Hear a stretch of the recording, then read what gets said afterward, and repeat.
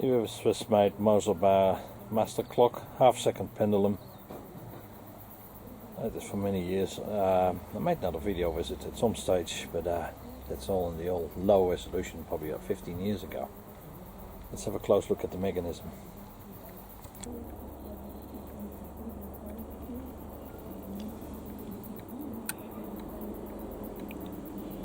Power is off at the moment. I'm going to energize it shortly because the spring is very low. This is a so-called memory Masterclock, so it will store the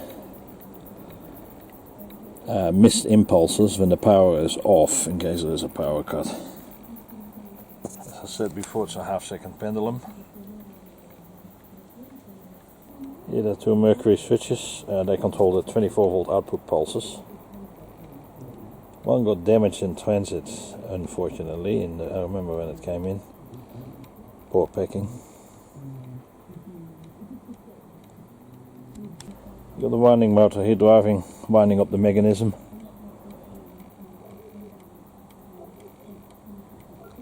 And the mercury switches. I'm pulsing up one at a time.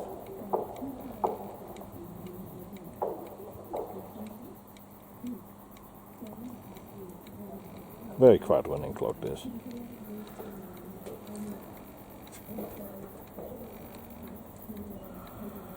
Got a programming disc, this big wheel. You set things in 5-minute intervals.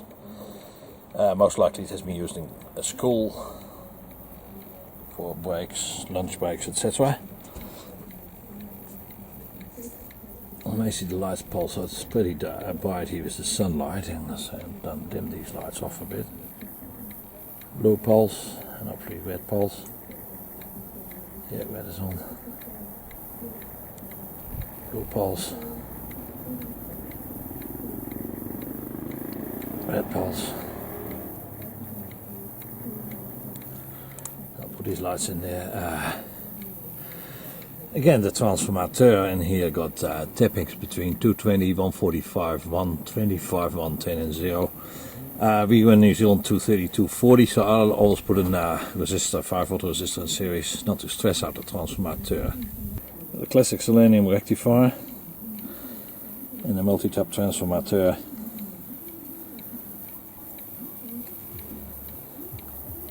Here is the drum gear with spring.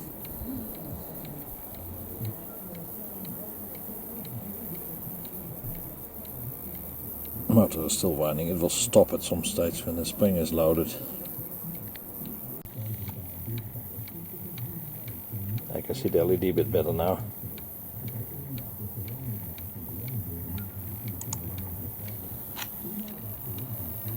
Yeah, so I need to top up one of these mercury. I put aerolite over it. The rear one, you can see the bubble is not always going all the way.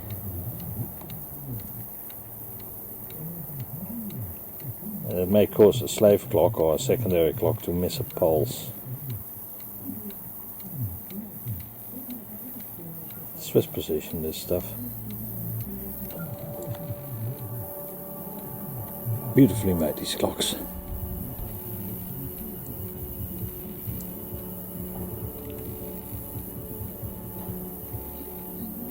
And all these gears here at the back of the mechanism, they store the missed pulses. And there's some cams, they flick over when the right amount of impulses has been processed by the clock after a power outage.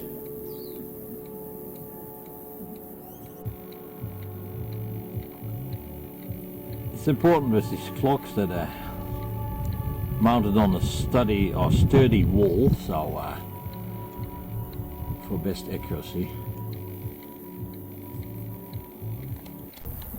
Mosle Baer Sumis Volt, serial number 2790. Made in Switzerland. Played out, the dial plate off. Little knurled screws here. Metric fine.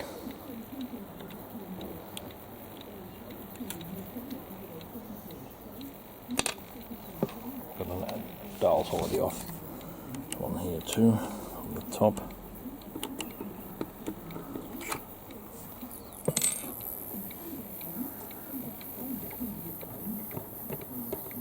Oh.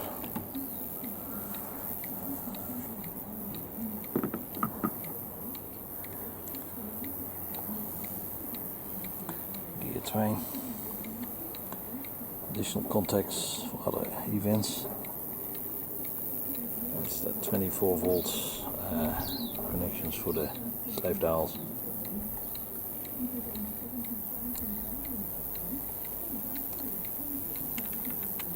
Nice Mosle Baer.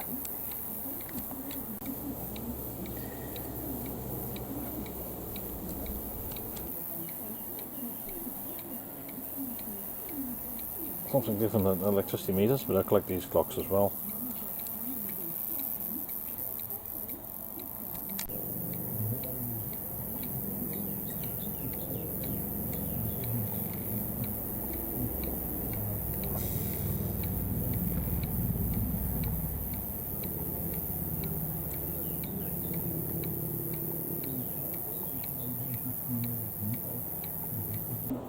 I've got a 24 volt secondary mechanism on here now.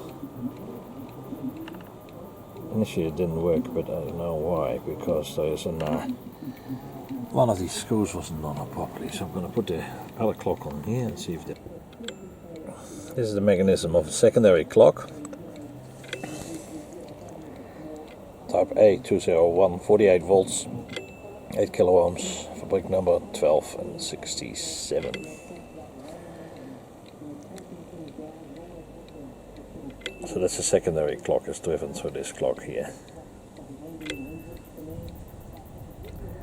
These systems are commonly used in railway stations, in large factories, post office, etc. Show you the other side of the clock. It's still winding up the mainspring, so it's still synchronizing itself.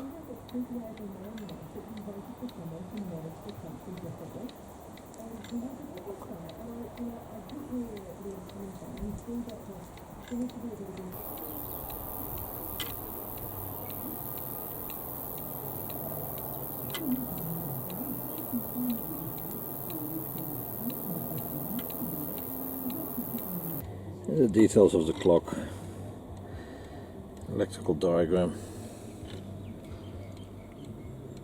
And this is the casing, this is the wooden casing, pretty straightforward, pretty plain. I'll put it on the clock. Down there.